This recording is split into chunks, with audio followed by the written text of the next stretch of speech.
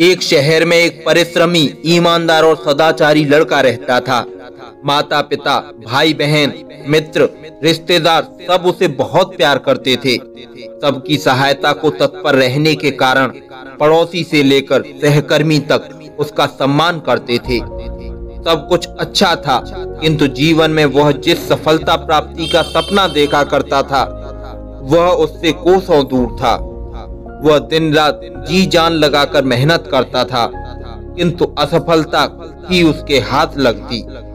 उसका पूरा जीवन ऐसे ही निकल गया और अंत में जीवन चक्र से निकलकर वह काल चक्र में समा गया। क्योंकि उसने जीवन में सुकर्म किए थे, इसलिए उसे स्वर्ग की प्राप्ति हुई। देवदूत उसे लेकर स्वर्ग पहुँचे।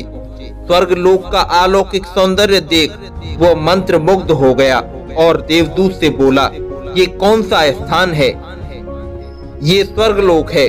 तुम्हारे अच्छे कर्मों के कारण तुम्हें स्वर्ग में स्थान प्राप्त हुआ है। अब से तुम यहीं रहोगे, देवदूत ने उत्तर दिया। यह सुनकर लड़का खुश हो गया।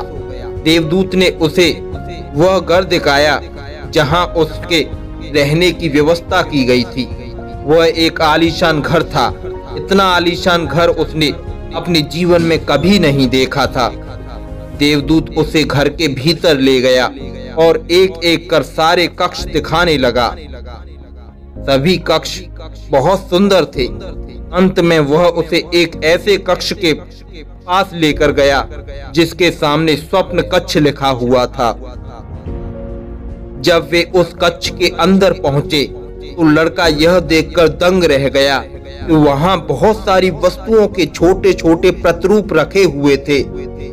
ये वही वस्तुएं थीं जिन्हें पाने के लिए उसने आजीवन मेहनत की थी, किंतु हासिल नहीं कर पाया था। आलीशान घर, कार, उच्चाधिकारी का पद और ऐसी ही बहुत सी चीजें जो उसके सपनों में ही रह गए थे। वह सोचने लगा कि इन चीजों को पाने के सपने मैंने धरती लोक पर देखे थे, किंतु वहां तो ये मुझे मिले नहीं। अब यहाँ इनके छोटे प्रतिरूप इस तरह क्यों रखे हुए हैं?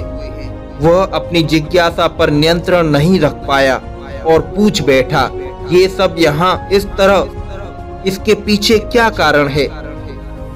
देवदूत ने उसे बताया, मनुष्य अपने जीवन में बहुत से सपने देखता है और उनके पूरा हो जाने की कामना करता है, किंतु कुछ ही सपनों के प्रति वह गंभीर होता है और उन्हें पूरा करने का प्रयास करता है।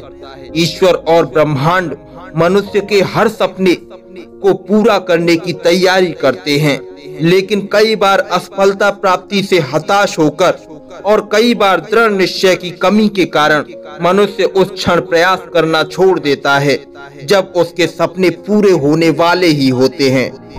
उसके वही अधूरे सपने यहाँ प्रतिरूप के रूप में रखे हुए हैं। तुम्हारे सपने भी यहाँ प्रतिरूप के रूप में रखे हैं। तुमने अंत समय तक हार ना मानी होती तो उसे अपने जीवन में प्राप्त कर चुके होते। लड़के को अपने जीवन काल में की गई गलती समझ आ गई, किंतु मृत्यु पश्चात अब वह कुछ नहीं कर सकता था।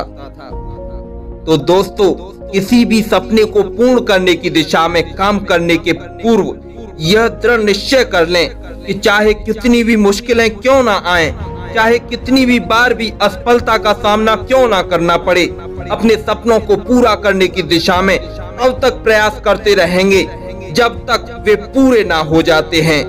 अन्यथा समय निकल जाने के बाद यह मलाल रह जाएगा कि काश मैंने थोड़ा प्रयास और किया होता।